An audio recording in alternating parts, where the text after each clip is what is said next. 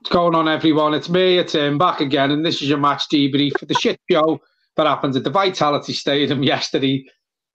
Bournemouth 2, Everton 1. Do you know? How are you feeling? Go on. No. I was sitting there thinking, do you know what? I don't know how to start this video because of how shit it was at times yesterday, and then you just took the words right out of my mouth.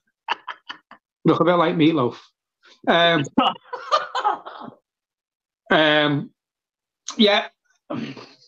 So the day after, the day before, how are you feeling now you've had time to digest things? I know you put on social media before that you've watched the game back. You pointed out something that I pointed out to you yesterday. Now you've watched back. Yeah. How are you feeling? Yeah. So look, let me just talk about the Coleman goal first of all, the own goal.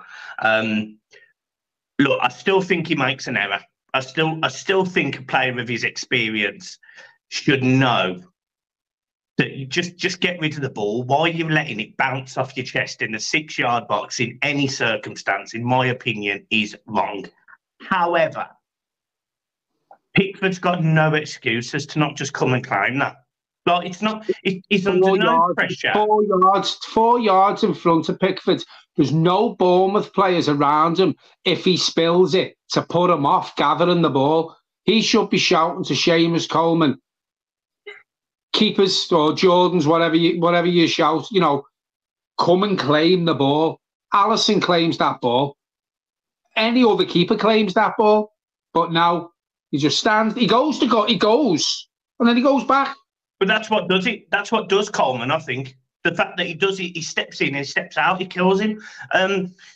John, I'm not happy. Like I'm not happy. And I know that sounds, the most obvious thing in the world, but I was reading about the past. And look, we can talk about the Everton game, and we'll go into it. That's fine. But John, the problems at our club are actually bigger than the players on the pitch. I was reading a post. It was from The Guardian in 2004 regarding a CEO that came in. I think his name was Trevor Birch. I didn't really remember this. I was like 11. I don't really remember this. But he came into Everton. He was there 6 weeks and he left because he wasn't allowed to actually do his job. Now, this guy has gone on to be a chief executive at clubs like Tottenham. He's worked in the EFL. He's worked with Derby, he's worked with Swansea, he's worked with other Premier League clubs. He clearly knows what he's doing. But when he came to Everton in 2004, he essentially was told that he wasn't able to do the things that he wanted to do. This mentality, this loser's mentality, isn't just in the players, isn't just in the manager. It's in and it sounds awful me saying this, but it's in all of the staff. It's in all of the people behind the scenes. It's the mediocrity of accepting that Everton Football Club are a spent force in English football. We are done. We are done. And I sit there and I watched that game yesterday and I alluded to it. I put the snippet on Twitter. They're all cowards. I'm not sitting here, and I will not sit here and absolutely annihilate every player, because don't get me wrong, I could, and we both could have a field day at doing it.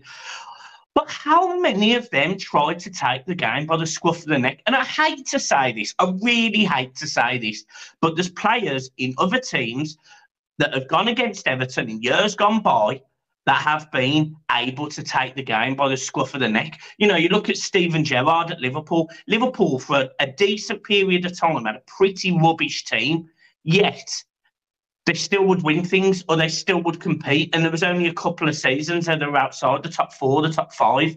That season they finished below us, and they still beat us in an FA Cup final that season, if I remember. FA Cup semi-final. That players need to stand up and be counted, and we do not have one, and haven't had one, in my opinion, since probably Tim Cahill. It's shocking, John. Right. So there's 2 or 3 players at the club who can be asked. I think the majority of the other ones are just there to pick their wages up. Do you know what done it for me yesterday, Michael? Was listen, we can go on to the manager and put in the comments. I know I expect to get shot down in the comments with, we can't keep sacking managers, we can't afford to pay them off. Granted, we can't afford to pay them off. But we can carry on sacking managers when you've got dinosaurs in charge of this team who's bringing a 38, 39-year-old Ashley Young on when we're 1-0 down. So there's certain people on certain podcasts and YouTube channels and on social media who still cannot see past Sean Dyche. Not going to mention names. If they watch it, they will know who they are. They changed their tune yesterday. Did you notice? Well, yeah, because now they're seeing what the majority of Everton fans are seeing. Them certain people are in the minority, and every time we have played a match and we put a performance in like yesterday, the people, not just that certain group of people, but now more and more people who couldn't see what a lot of Evertonians, me included, you included, could see, was the shit show that's unfolding in front of our eyes, week in, week out. A 38, 39-year-old defender when we're getting beat 1-0. Fuck off, Sean Dyche. He is not good enough for the job. And I know people will go, well, who'd you bring in? Shoot me down for this. I've said it before. We have not won a Premier League game in 4 months. I'm going to mention one man, Sam Allardyce. And I'm not saying I want Sam Allardyce back, but I guarantee you, he doesn't go on a run with this current squad of players who are shit, by the way, but he would get them knowing their jobs. He would give them some sort of understanding with each other. We'd be scoring more goals. He does not go on a run of 4 months without a Premier League win. He does not start a centre-forward in Calvert-Lewin who hasn't scored in the league in 23 games and still picks him. Sean Dyche has got his feet firmly under the table now because we all know there's no one at the top of this club who can make these quick-fire decisions of sacking the manager, getting rid of his backroom staff and bringing someone in. There's two reasons for that. One, because Colin Chong's practically running the club. And two, we probably haven't got the money to pay him off. Sean Dyche is not asked. He's got no plan B. I'm sick of the fucking long hoof football that we're watching week in and week out. We're winning the ball. There's no one close to the centre forward who's winning the ball. There's no plan B. I'm sick of fucking Jordan Pickford. 100 out of 100 of these passes that he does from his penalty area, whether he puts it wide or through the middle, 10 might come off and they look good. His distribution is fucking shocking. So someone needs to have a word with him to fuck them long balls off and try and play off the back. Because believe it or not, we have got footballers at the back who will be capable of bringing the ball out. Tarkowski, Branthwaite. John, I watched it yesterday, right? And one thing that I will give Everton for, at times yesterday, there was one-touch football, there was decent passing, there was movement. But the thing that annoys... It's not what them players are proving at times. I watched it and I think it was, I can't remember who got the shot off. There was a shot at the end of it, but there was one touch football and it cut through Bournemouth. And you sit there and you think, well, they can clearly do it. So why don't they do it? And it's the way that they're being coached. And on top of that, and this was the thing that nailed it for me. So I didn't watch Match of the Day last night, but I watched his reaction when he's talking about the game, his press conference, and he came out and he said, "Yeah, I thought we played well." Essentially, I can't listen to him because he comes out with shit like that. And then he came out and he says, "We only had a day to prepare," and I was sitting there thinking, right, so we're talking about internationals, right? And then I went through the players that didn't play. There was only 3 players that were on international duty that played in that game yesterday. 2 were in the England squad, in Branthwaite and Pickford.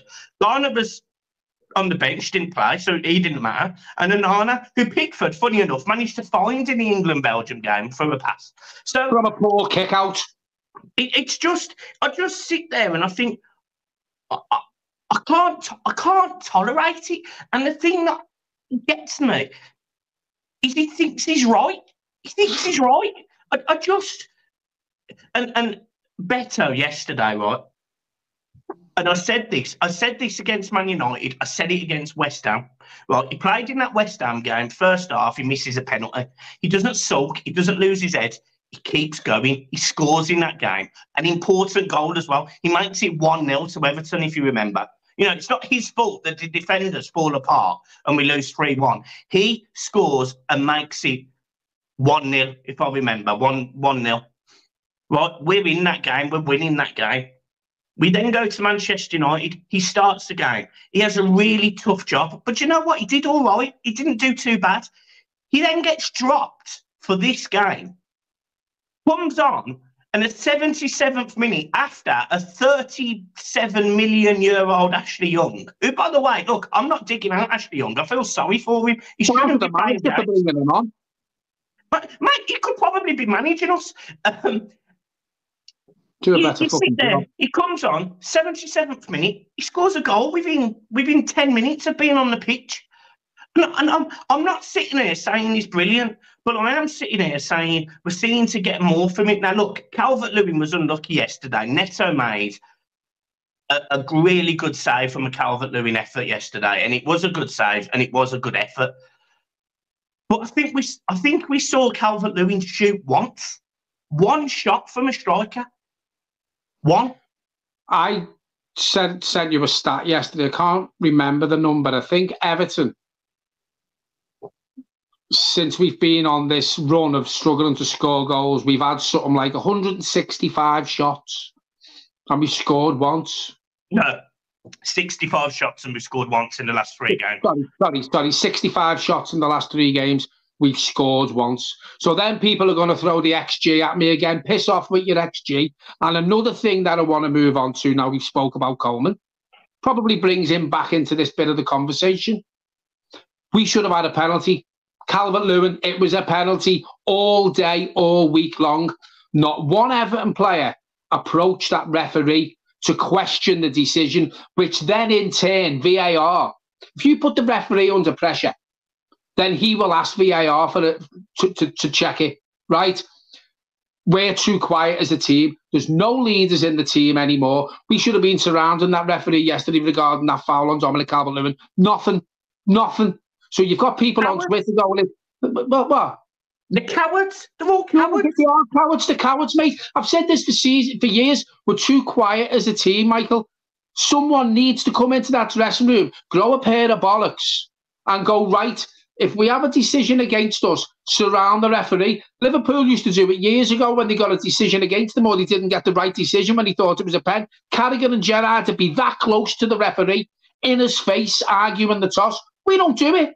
We're a team of cowards. We're a team of shithouses, and we're too quiet as a team. And do you know what, John? Right, leading away from the game, because the game was a joke. We didn't play well, as much as he says, you know. And look, we could talk about the Newcastle game, but I'll probably do that tomorrow. But the simple fact of the matter is, this Everton team, it needs a complete reset. It needs new owners, and it needs a new manager. It needs a complete reset. And I mean, basically, no one involved in Everton to be involved in Everton going forward, because that mentality has to change. It's got to change.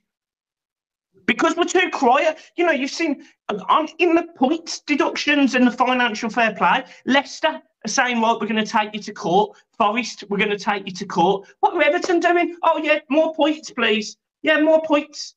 Well, this is the thing. Soon as Forest only got given 4 points, Everton should have been right in there. Someone from Everton, a spokesman, should have been right in there. Nothing. We've heard nothing. And this boils down to there's no clarity at the club whatsoever, whether it be 777 who come in and take over, or whether it be another consortium or another group of people, as you quite rightly say, hit that reset button, get rid of everyone out that boardroom, get rid of what playing staff we can, because listen, we all know Branthwaite and Arne are going to go in the summer. It's no big secret. So get the money for them. Start again with a new manager, a new backroom staff. And as you pointed out the other week, Michael, and you're talking about the club as a whole now, earlier on, it's not just the players. You go through the age groups at Everton Football Club, every one of them is fucking struggling. Every one of their age groups at Everton is struggling, whether it be the under-18s, under-21, the first team. Every group at Everton Football Club, age group, is shit. It's down to the recruitment. It's down to the people who the director of football is bringing in to manage them age groups. the whole core of it is becoming a laughing stock. Yeah, it's like the ladies' team. And the ladies' team, and you sit there and you think, Marva, she's fantastic. She's been on the channel before, and I've worked with Marva a few times, and she's done TV and whatever. She's great. She come out with a little TikTok video the other day. Both Everton's men and Everton's women have the lowest XG to goals ratio in the league. I mean, are you for real? I mean, it is actually appalling how bad the whole football club has ran, is ran. And the sooner, it's got to the point, John, like, sounds awful. It's got to the point where I don't care who's in charge. I just need somebody who's not a yes man, who doesn't roll over for this Premier League, that goes, right, enough is enough. Let's have it. But we need someone with this, the new owners coming in, someone with a pair of bollocks. They need to bring a proper chief executive in and go, right, this is where Everton Football Club start again. And that's what we've got to do, because if it doesn't happen, we're not safe yet this season. I know the teams below us, 2 or 3 of them are probably down. That third place, I'm telling you now, and we're going on about, I said yesterday, Michael, to Frankie, I can't wait to get the Newcastle game out the way, so we've got a home game against Burnley. That's not a given against Burnley. No. Our home games, you go through our home games. Newcastle's going to be a tough game on Tuesday. Then you go through our home games that we've got left this season. Do we get enough points from them the way we're playing? Well, the thing is, the positive is... Is there any? Well, you say this. I'm sorry. You say this every video. The positives. There is none. Well, John, like we could sit here and say there's no positives, but the positive is we're playing Burnley in our next game. Now, look, I know we're shit at home. I'm not sitting here saying we're going to beat Burnley, but the point is, I'd rather be playing Burnley than Manchester City. So that's a positive. That's my point.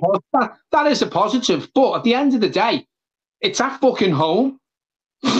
Yeah, John, look, as I say, the only positives we have is the games that we've got at home, on paper, are games we should be winning. Do I expect us to win? Well, we'll prove if we're going to go down or not. That's what it comes down to, isn't it? But I'm telling you something now. Do you know, if we don't win them games, or the majority of them games, obviously you've got Liverpool at home, but the majority of them games we've got to play at home, no, if we don't win most of them and take at least another 3 wins this season, because that's probably what we need. Don't fucking deserve to be in this league, Michael. That's what I've benchmarked. Burnley, Sheffield United and Forest. They're the 3. Yeah, but it depends what other teams do. Luton were 1-0 up yesterday. Okay, they got beat against Tottenham. Apparently it was another good performance. Forest get a draw. I think Forest got a draw, didn't he? But with Palace. The teams below us, Michael, are capable of picking up points. Are we? Yeah. The one thing I would say, and look, we have a lot of Forest fans come on the channel, like, listen and come on the channel, and we've done some work with Forest Fan TV, etc. But Forest didn't play great yesterday. They were 1-0 down against Palace at home. They didn't play great. Nuno's already, but you could argue that so should we. But we didn't. No. And it's ifs and buts, isn't it? They got 1 more point than us. Yeah. So and we played fucking Bournemouth away. And that's no disrespect to Bournemouth. They started the season shit. They had a purple patch. Now they're shit again. Do you know Everton haven't won at Bournemouth? Was it 2005 or 2007 or something like that? 2015, whatever it was. There's a 5 in it fucking somewhere. It could be 1985. Not asked. But our record there is shocking. It's shocking. And again, you're going back to what you said before. As a club, we're shit. As an entity, as an existence, Everton Football Club as an existence is shit from the fucking top to the bottom. I bet you the tea lady makes fucking shit tea.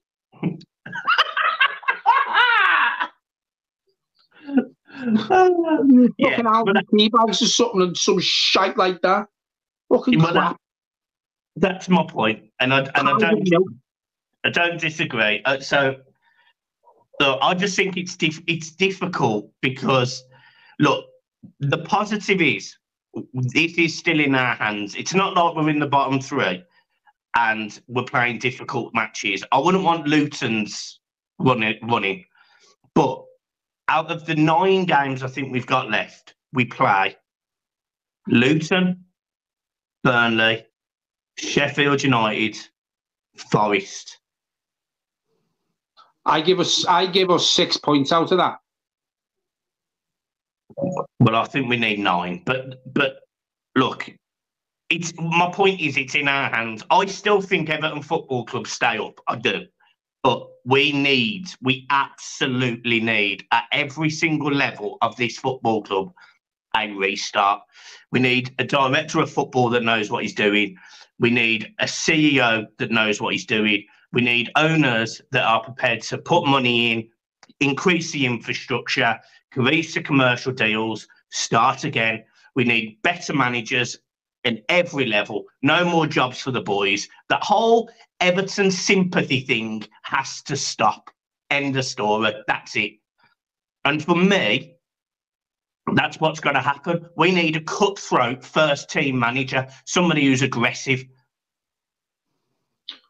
I'll ask you the question before we wrap up. Has he lost the dressing room? Yeah. Yeah, 100%. I mean, I know you can sit here and I can ask you the question if they stop playing for him, but I think this current squad of players would struggle to play for anyone because they're absolutely dog shit from about 2 of them. Have they stopped playing for him? I think there's 2 players that are playing for him, maybe 3. Tarkowski, Branthwaite, and Better. Possibly McNeil. I don't even think McNeil. I don't think McNeil was playing for anyone. I thought he was better yesterday, but I mean, going back to the beginning of the video, we were saying when I said there's only a couple of players who are probably playing for the Everton shirt still and not just picking their wages up, and you've probably named the 3. For me, it means so much to Beto. You seen him yesterday when he scored. It means so much for him to play for Everton. Right, Tarkowski will always. I think Tarkowski's the sort of player play for any manager. Yeah, but whether it's Sean Dyche or anyone. Yeah. And obviously, Branthwaite is just an absolute fantastic player who deserves to play for a bigger club than Everton. And do you know what? In a way, and don't shoot me down for this, but if he goes, he'll go with my blessing because Everton is not fucking good enough for Jared Branthwaite. No, I said this yesterday in my match reaction. I said if I was Jared Branthwaite and his agent in the summer, I'd say, just find me a club out of it. Just get me out of it. Yeah. And do you know what? I'd have no problem with that. I'd have no problem with that. Because in my opinion, the simple fact of the matter is, like everything with young players, yes, we've got it right with Branthwaite this season, but he should have started the season instead of Michael Keane, and he should never have been loaned out to PSV last season. He should have played, because I said last season it was a mistake loaning him out. So we yet again, in my opinion, have not had the benefit of growing Branthwaite, because yes, he's going to be an £80 million player, but he could have been sewed into this Everton team. Yeah, Everton could have been. We could have built a team around Jared Branthwaite. If the club as a whole was run better, and we had better playing staff, and we had better coaching staff, and we had a better manager, and we had a better board of directors, you build. You look at. I'm not saying Everton are going to be successful. We're fucking light years away from winning anything or being successful. But you look at teams gone by, whether it be Everton or whether it be teams who consistently challenge for things or consistently win things, they have at least 2 players in that squad who they build the team around. Yeah. You know, City have done it with De Bruyne. They've got Haaland there. You know, you've got Liverpool who used to build teams around Gerrard and Carragher, the spine of the team right through the middle. United done it with Palace. They had Ronaldo. They've had Rooney, they've had Van Nistelrooy. Arsenal have done it with Thierry Henry and Dennis Bergkamp. The top teams build their squad and their first 11 every week around certain individuals. We can't do that because as soon as we get a good player coming through the ranks, we have to sell them. 1, because we need the dough, but 2, because they're too good for Everton Football Club and the vultures come circling And you can't blame these players for moving on. You know, along the day where we're in a position where we have someone, by the way, Sean Dyche has already said there's nothing coming through the youth academy. Being funny, the kids don't want to fucking hear that. Do they? They don't want to hear that. Them kids in that academy don't want to hear the manager, the forefront of the football club and the playing side of it. They don't want to hear him saying, we haven't got really nothing coming through the academy. When, Man City have just signed, I think it's a defender from us, for the summer. Well, hang on a minute. If you don't think there's anyone coming through the academy, think I'd trust Pep Guardiola before you. Fucking gobshite. Guys, look, we're going to leave it there. I'm getting a good viewing of John's haircut there. It looks massacred. I'm there to fucking top it off. I'm doing the fucking journey on Tuesday. Fucking hell. No wonder I fucking drink, tell you. Yeah, Beck's bluff. Yeah, I've done well. Well done. Right, guys, look, we're leaving it there. That was a very passionate rant there by John. Yeah, I'll see you tomorrow for the match preview, Everton against Newcastle at St James's Park. A game I'm thoroughly looking forward to. I'm not looking forward to the fucking steps. Oh, see you soon, guys. Peace. Happy Easter, by the way. Have a lovely day. Oh, yeah. Happy Easter, everyone. So honest to God, because Michael looks like he's at fucking 10 already. Brilliant. Peace off, John.